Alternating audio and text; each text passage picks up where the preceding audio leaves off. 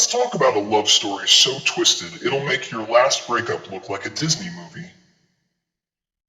Persephone, an innocent goddess abducted by Hades. A tragic tale? Or a power play in disguise? Was she a victim of pure manipulation, or did she secretly want this all along? You know what? Maybe she wasn't a victim at all. Maybe she was the queen who embraced the darkness and turned it into her throne. Yeah, we're going there. Stick around, because love, trauma, and a little underworld drama might just change the way you think about power and pain.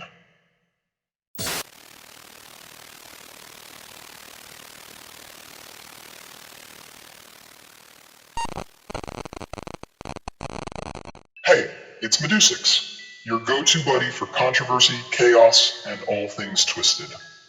We're simple here, folks. You watch the video, you hit the button if you like what you're seeing, and you drop your thoughts in the comments. If you really want to see more of my beautiful mess, go ahead and hit subscribe. It's all about simplicity, so if you're down with that, welcome to the madness. Alright, back to Persephone. She gets dragged down into the underworld by Hades, because apparently getting kidnapped is the start of a beautiful love story. But what if, just what if, Persephone wasn't just some helpless victim? What if the so-called abduction was her ticket to power? Imagine that, a goddess who gets taken against her will only to rise up and rule from the shadows. I mean, if that doesn't scream boss lady energy, I don't know what does. But before we jump into that, let's backtrack. Was it pure manipulation by Hades? Or was there something deeper? Something lurking beneath that innocent exterior of Persephone's? Let's talk about that for a sec. The real question is, was Persephone really a victim? So here's where it gets juicy. We love to see Persephone as this innocent, naive goddess. Hades swoops in, does the whole I'm the Dark Lord of the Underworld and I'm stealing you away routine. Classic villain move, right? But what if she wanted it? Yeah, I'm asking the tough questions here. Maybe this wasn't some Disney damsel in distress situation. What if Persephone was just sick of the whole perfect goddess thing? What if deep down she craved something more raw, more real? Something not covered in glitter and fake sunshine? It's like living your life on social media. Everything's perfectly curated. Everyone's pretending they're happy, living their best life, but deep down, you're dying for something more real. Could Persephone have been in that same place? Stuck in a gilded cage, surrounded by all the beauty of the earth, but suffocating in her role as the good goddess, the innocent daughter?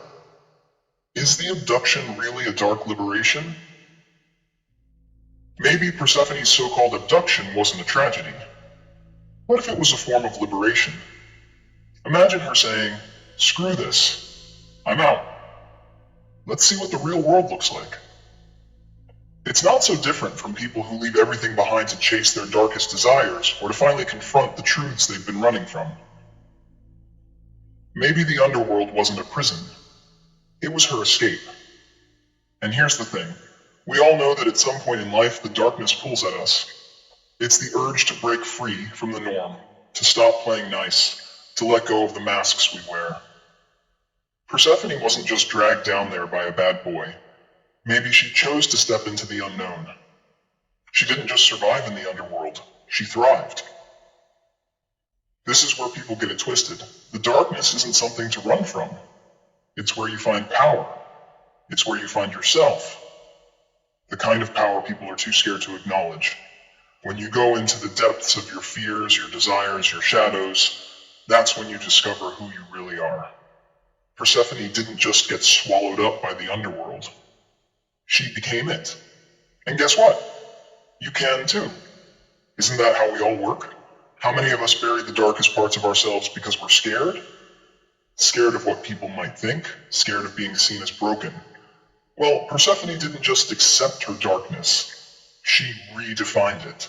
And in doing so, she became unstoppable. Here's a real talk moment for you. How much power are you leaving on the table by pretending your darkness doesn't exist? Think about that. In fact, look at modern life. Think about the people who thrive in dark, uncomfortable situations. Think of the artists, the writers, the people who pour their pain into their work. They don't run from the darkness. They embrace it. They use it. And that's how Persephone's story can apply to us today. She's not some tragic victim.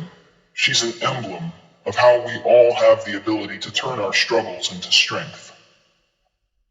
Now here's where the myth really messes with your head. Persephone spends half the year in the underworld and half the year with her mother. The seasons change, and so does she. Winter comes when she's down below, and spring bursts forth when she returns to the living world. What does that tell us? Is this some death and rebirth thing? Or is it about something deeper? About the need to understand both light and dark to appreciate the other? Let's face it, we live in a world that loves to sell us light, good vibes only, positive energy, blah blah. But you know what's real?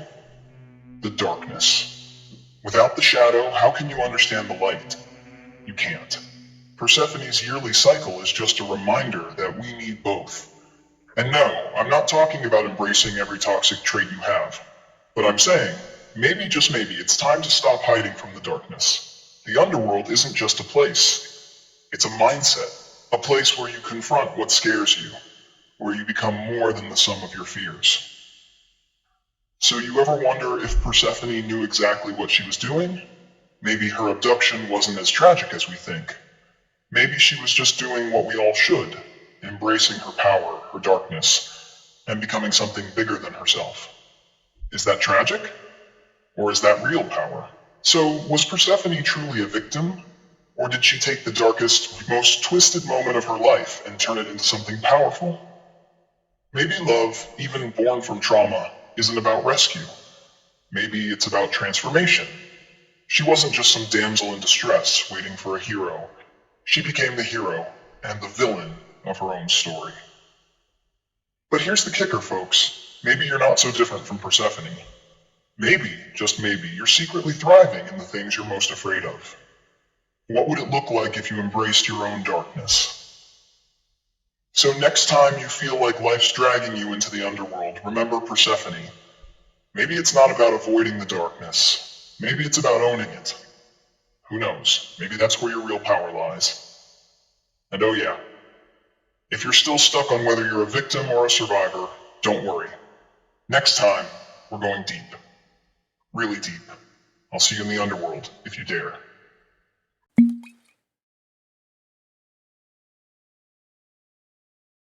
You made it this far, huh? You must be curious. You're just as twisted as I am. Don't forget to like, comment, and subscribe. And if you've got your own take on Persephone, hit me up in the comments. Let's talk about how dark this world can really get. See you next time. And trust me, you're not ready for what comes next.